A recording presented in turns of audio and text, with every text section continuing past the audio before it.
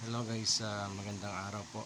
Ah, Ako po ay taos pusong nagpapasalamat po sa ating pong may kapal na safe din po kami ng aking asawa.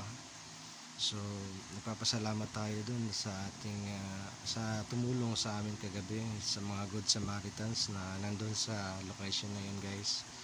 And sa barangay staff dun and traffic management kay sir na nag-assist ng traffic doon, and sa mga Good Samaritans na nandun talaga na hindi tayo pinabayaan, at dun sa dalawang estudyante po ng St. Dominic College of Asia na hindi tayo iniwan hanggang sa makasakay tayo ng ambulance at sumama sila sa atin.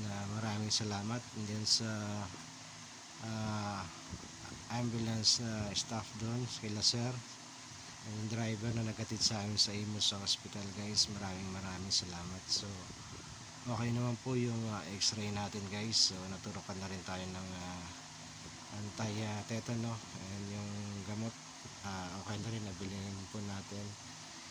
Then doon sa kay kuya, sa iniwanan namin ng motor doon sa Sapote, sa lot sir, maraming salamat. So ako'y lubos po talaga nagpapasalamat sa inyo guys. Hindi ko man po kayo kilala, ng aking pamilya.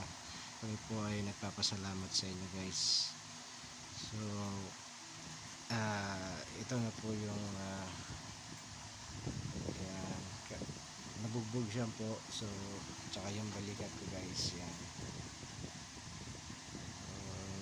Sakit ng katawan na lang nararamdaman ko guys, tsaka ito.